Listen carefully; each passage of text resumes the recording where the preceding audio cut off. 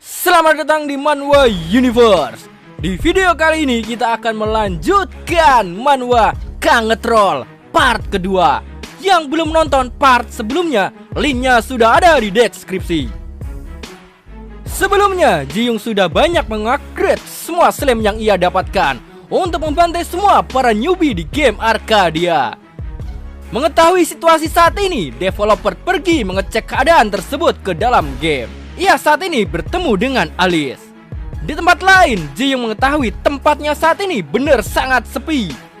Ya, mungkin Ji-young terlalu banyak membantai para newbie, jadi terlihat sepi. Situasi sekarang, para player kelas tinggi sudah membantu para newbie untuk mengalahkan para slime yang berlevel tinggi. Walaupun begitu, skor plausibility milik Ji-young bertambah sampai 10.000. Yang berarti dirinya sudah banyak membantai player sebanyak 10.000 orang. Ia mendapatkan hadiah karena pencapaian tersebut. Ji-young mencoba untuk mengecek hadiah tersebut dan berharap bukan troll yang ia dapat. Sinar cahaya kegelapan terlepas dari kotak tersebut setelah dibuka. Ji-young melihat bola cahaya yang sangat aneh dan meledak di atas langit. Notifikasi memberitahu Ji-young mendapatkan sebuah familiar. "Siapa kau? Beraninya kau memanggilku?" kata makhluk tersebut. "Wow, auranya sangat kuat. Aku suka ini," kata Ji-young. Ji-young menyadari bahwa nama makhluk ini adalah Monarch of Chaos, Demon King Satan. Makhluk tersebut sadar ada seseorang yang berhasil membebaskannya, dirinya dari peti. Saat ini dirinya sangat senang karena sudah dibebaskan oleh seseorang dan berniat akan memburu semua malaikat. Namun dirinya sadar bahwa tubuhnya saat ini berukuran kecil. "Hei manusia, apa yang kau lakukan dengan merubah fisikku menjadi seperti ini?" kata makhluk tersebut. Ji-young hanya memberitahu bahwa ia sudah disummon dan menjadi familiar. Si Raja Iblis ini tidak percaya bahwa dirinya sudah dikontrak dengan manusia tanpa seizin darinya. Makhluk ini tidak bisa berbuat apa-apa saat ini karena terikat kontrak dengan Ji-young. Maka dari itu, Raja Iblis ini akan selalu berada di sisi Ji-young dan akan selalu ikut bersamanya. Kita sebut saja Lord. Mau nyebut setan takut kebablasan. Lord menyadari bahwa Ji-young memiliki kekuatan yang berbeda dari player lainnya. Dia berencana untuk memanfaatkan kekuatan Ji-young untuk membantai para malaikat. Lord meminta memberikan kekuatan plausibility milik Ji-young ke dirinya. Ji-young tidak tahu bahwa plausibility miliknya bisa digunakan untuk memutar balikan keadaan dalam game Arcadia. Lord menawarkan banyak hadiah jika diberikan skill tersebut kepadanya. "Jadi apa yang kau mau berikan kepadaku?" kata Ji-young. Lord memberikan item yang sangat kuat, yaitu jubah. Melihat statusnya yang luar biasa, yang sangat OP, Ji-young menolak tawaran Lord karena saat ini dirinya tidak membutuhkan item tersebut. "Baiklah, jika kau belum siap, jadi aku mau membantu apa saat ini?" kata Lord. Ji-young hanya ingin meningkatkan para monster slime agar bisa diperkuat lagi. Mendengar penjelasan tersebut membuat Lord kaget dan ngakak. Namun Lord menerima permintaan Ji-young tersebut untuk membantu dirinya meningkatkan level para slime yang ia miliki. Ji-young memberikan poin plausibility miliknya ke Lord agar bisa digunakan untuk meningkatkan para slime. Baiklah, saatnya beraksi. Lord membuat portal sihir di antara mereka. Langit berubah menjadi hitam dan langsung mendung. Petir banyak menyebar di area tersebut. Lord menciptakan Slime Queen dengan level 100. Sungguh kekuatan yang tidak masuk akal. Di game baru launching 1 minggu sudah muncul Big Boss seperti ini. Di tempat lain, para pro player sudah banyak membantai para slime yang ditingkatkan Ji-young sebelumnya. Namun setelah itu datang guncangan yang hebat di sana. Mereka melihat banyak slime yang datang. Dia kira slime ini akan menyerang mereka. Akan tetapi para slime ini pergi begitu saja menuju suatu tempat. Semua player di sana melihat slime yang bersatu menjadi makhluk yang besar. Para player juga mendapatkan notifikasi bahwa semua slime bersatu untuk menjadi satu makhluk yang kuat, yaitu Slime Queen. Kekuatan Slam ini sungguh sangat luar biasa. Dengan teriakannya saja bisa membuat hempasan udara yang dahsyat. Banyak player yang berada di sana lari dari tempat tersebut. Jaehyung merasa berlebihan jika Lord membuat monster yang besar ini. Namun Lord memberitahu bahwa dirinya memberikan rasa balas dendam ke manusia. Karena para Slam banyak dibunuh oleh manusia. Maka dari itu para Slam membuat induk dari semua para Slam yang bersatu. Dan jadilah Slam Queen. Lord juga menambahkan skill plausibility miliknya agar bisa merubah suatu makhluk berevolusi dengan cepat, termasuk Slam Queen. Saat ini Slam Queen bergerak menuju kota pemula untuk membantai para player di sana. Walaupun saat ini sudah dihadang sebagian player di saat itu. Banyak semua player mendapatkan quest baru. Quest tersebut memberitahu bahwa penangkapan Jaehyung sudah dihapuskan dan berganti untuk melindungi Guardian Kristal yang berada di kota pemula dan kalahkan Slam Queen. Quest ini juga termasuk ke dalam quest utama dalam game Arcadia. Quest tersebut memberitahu mereka jika gagal kota pemula akan dihancurkan secara permanen. Maka mereka diberi waktu selama 7 hari untuk menyelesaikan quest ini dan bertahan. Beberapa saat kemudian Slam Queen sudah sampai di kota pemula dengan ukuran yang sangat besar, Titan Slam. Jaehyung dan Lord memantau pertarungan ini dari kejauhan. Lord menggoda Jaehyung untuk cepat menyelesaikan questnya dengan menghancurkan Guardian Kristal yang berada di pusat kota. Memang saat ini quest Jaehyung masih diharuskan membunuh banyak player newbie. Jaehyung saat ini hanya ingin melihat keadaan semua player yang berhadapan dengan Slam Queen. Akan tetapi berbeda dengan pikiran Lord satu ini. Ia mengira Jaehyung akan menghancurkan Guardian Kristal di saat mereka merasa sudah menang untuk menghancurkan harapan para player. Wah, sungguh luar biasa manusia ini, kata Lord. Saat ini Jaehyung panen poin karena Slam Queen-nya sudah banyak membunuh para player. Memang Jaehyung masih bingung harus berpihak ke siapa dan harus membuat keputusan untuk membantu player atau monster. Jaehyung memang tidak peduli akan hal tersebut, asalkan Jaehyung mendapatkan keuntungan. Sementara itu developer mengetahui bahwa di gamenya saat ini sudah muncul Slam Queen dengan sendirinya. Mereka berencana akan mematikan server sementara karena mungkin ada kesalahan sistem atau bug. Mereka berpikir monster berlevel 100 muncul di kota pemula adalah sebuah bug dari sistem, karena server Korea belum membuat atau mendesain monster Slam Queen ini sebelumnya. Para petinggi di sana menyarankan untuk memberitahu berita ini ke kantor pusat. Namun pimpinan mengatakan bahwa tujuan dari membuat game ini, tepatnya di server Korea, adalah sebuah kebebasan bagi para pemain yang tak terbatas. Maka masalah ini dipicu oleh satu user saja, serta bisa membuka quest skenario utama dan kemunculan bos monster. Pimpinan juga memberitahu bahwa jika memang dipicu oleh satu user, maka mereka tidak bisa melakukan apa-apa. Karena itu adalah peraturan game Arcadia, yaitu kebebasan. Namun ada beberapa yang dirugikan bagi user lain, yaitu hancurnya kota pemula bagi newbie.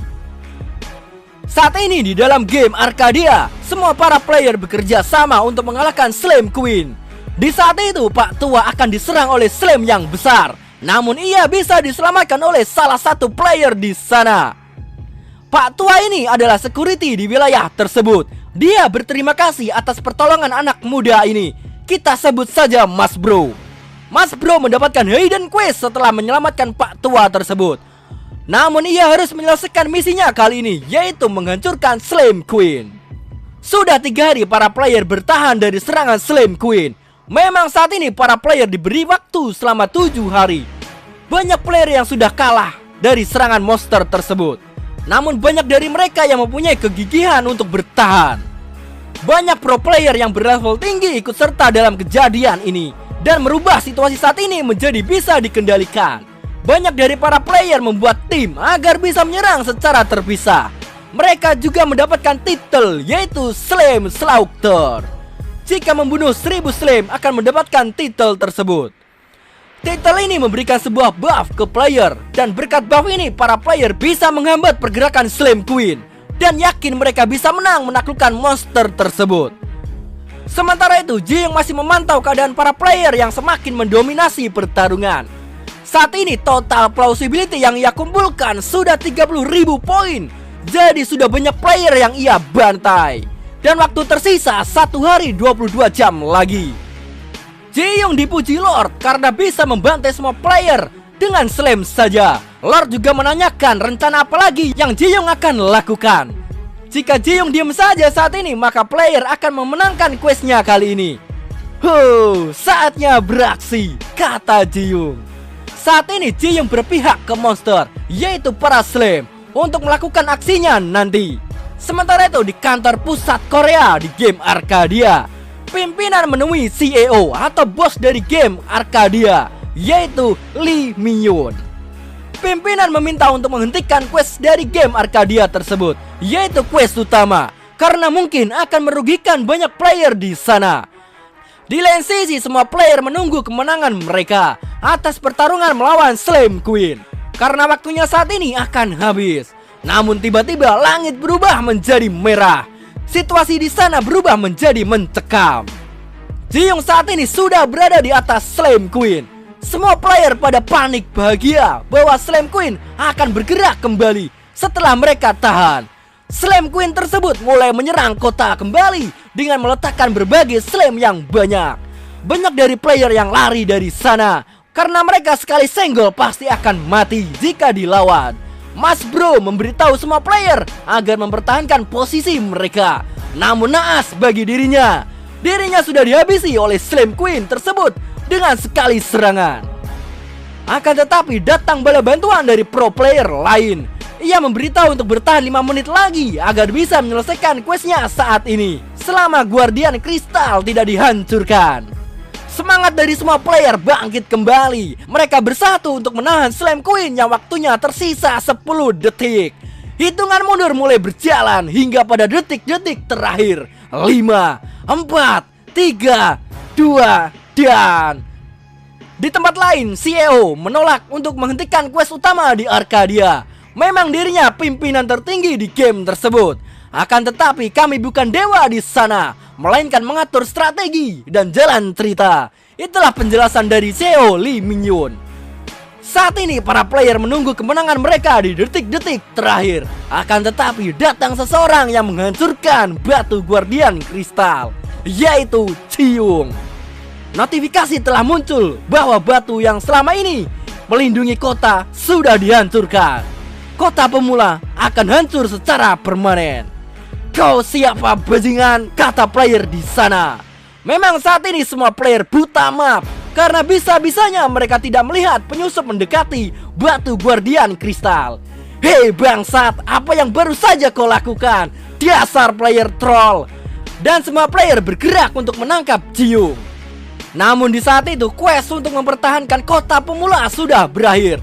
Slam Ward dinyatakan gagal. Desa pemula akan hancur secara permanen.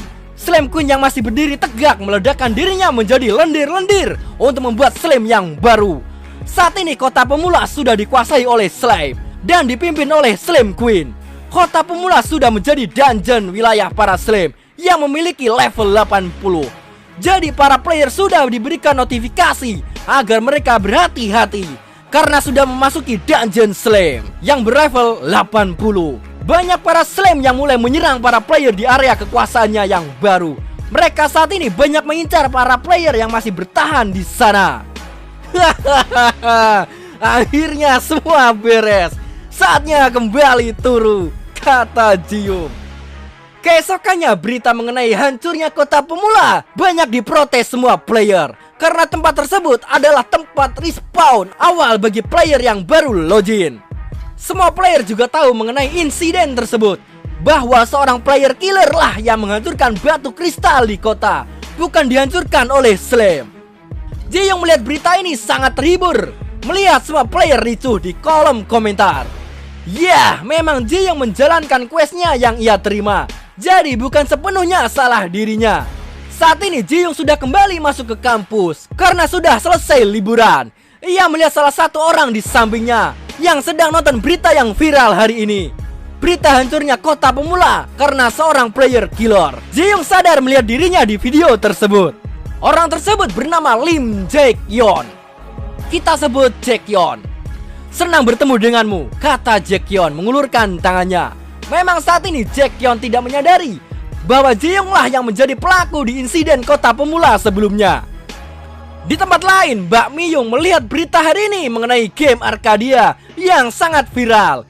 Dia penasaran siapa pelaku yang menyebabkan kondisi pada gamenya tersebut, karena dia tahu bahwa pelakunya adalah satu user. Sementara itu di kampus, Jae-young mulai cemas di saat Jae-kyon bertanya mengenai player killer. "Wow, tenanglah, aku tahu kau juga korban darinya kan?" kata Jae-kyon. Maka dari itu Jae-young menyembunyikan identitasnya agar masalahnya tidak rumit. Beberapa saat kemudian dosen dari kampus tersebut datang. Ia memberitahu bahwa pembelajaran akan digantikan di bidang komputer, jaringan, software ke virtual reality. Karena di era saat ini sudah tercipta game seperti Arcadia. Maka dari itu pihak sekolah dan pemerintah mengubah pembelajaran mereka agar para siswa bisa mengikuti perkembangan zaman. Setelah pelajaran selesai, Jae-young diajak Jae-kyon ke kantin. Ia selalu banyak bicara mengenai game Arcadia. Jae-young hanya mengatakan bahwa dirinya tidak jago bermain game. Jadi wajar kalau dia dibunuh oleh PK. Memang saat ini Jae-young banyak alasan karena tidak mau membongkarkan identitasnya. Sementara itu di dalam game, Lord menunggu Jae-young yang lama tidak login. Setelah login, Jae-young dihampiri oleh Slime Queen yang ukurannya saat ini sudah menjadi kecil. Slime Queen tersebut memeluk Jae-young beserta Slime yang lain. "Woi, monster lendir, beraninya kau menyentuh diriku," kata Lord. Slime Queen saat ini berterima kasih ke Jae-young telah membantunya untuk melawan para player. Tak hanya itu, Jae-young juga mendapatkan titel baru dari perbuatannya. Sebuah mahkota diberikan ke Jae-young, serta stat dan plausibility milik Jae-young juga bertambah. Setelah itu, Lord meminta untuk pergi dari sini karena quest di tempat ini sudah selesai. Setelah berpamitan ke Slime Queen, Jae-young pergi dari sana. "Baiklah kalau begitu, saatnya jadi Bang Toyib," kata Jae-young. Saat ini para newbie dipindahkan tempat respawn mereka ke kota lain karena kota pemula sudah hancur dan sudah dikuasai oleh Slime yang berlevel tinggi.